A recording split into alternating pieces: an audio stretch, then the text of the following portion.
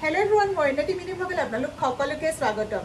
যোৱাকালি যিটো অৱস্থা বানপানীৰ গোটেই গুৱাহাটী ডুবি গৈছিলে আৰু মানুহৰ বহুত আলায়াথনি হৈছে। আমাৰ ঘৰত আসলতে আজি পাচলি আনিব যাব লগা আছিল কিন্তু একেবাৰে যাবলৈ উপায় নাই। তো সেই কাৰণে বুবুক ৰাতিপুৱা কলো যে চিকেনকে আনা আৰু কিহতে ভাল পায় ৰোজ চিকেন ইয়া মই বনাই আছো। এয়া আৰু বতৰ আকৌ হেমেকি আহিছে, আকৌ চাগে বৰষুণ আহিব আৰু এনেকুৱা বতৰত পাৰ পৰিশ্ৰম ঘৰতে থাকিব, বৰ ভয় লগা অৱস্থা। এতিয়া বাকি আপোনালোকক আজি দিনটো কি হয় সকলোখিনি দেখুৱাবৰ কাৰণে চেষ্টা কৰিম, চাই থাকক। আমাৰ ঘৰত ৰোজ চিকেন ভাল পায় খাই বুবু আৰু বুমন দুইটাই। বুবু বিশেষকৈ বেছি ভাল পায় চিকেনবোৰ ডাঙৰ ডাঙৰ হ'বলৈ, আৰু সেই তাৰ এনেই সি পাকঘৰত নাহে কিন্তু আজি নিজে লাগি দিছে অকণমান। নহ'ব হয়নে? হয় দিয়া আলব আজি তাৰমানে তুমিও লাগিছো যে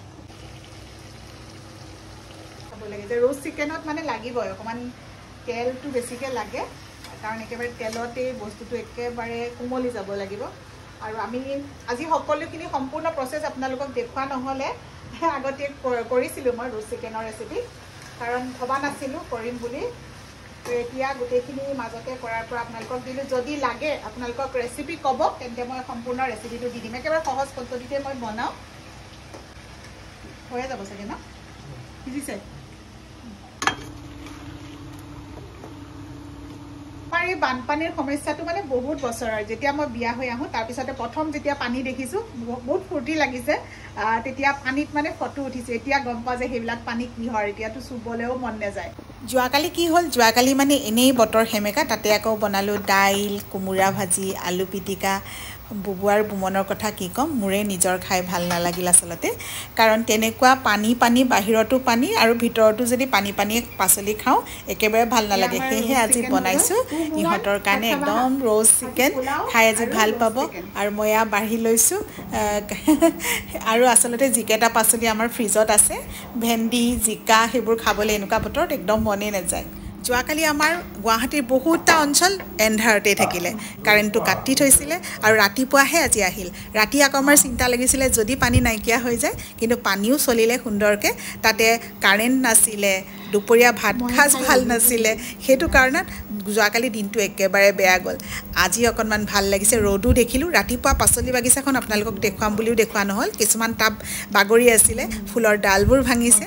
যিয়ে নহওক আজি আকৌ অকণমান ৰ'দ দেখি ভাল লাগিল, দুপৰীয়া ভাত সাজ সুন্দৰ হোৱাৰ কাৰণে মনটো ভাল লাগিল। তেন্তে আজি ভিডিঅ'টো আছিল ইমানে এটা চিম্পল ভিডিঅ'।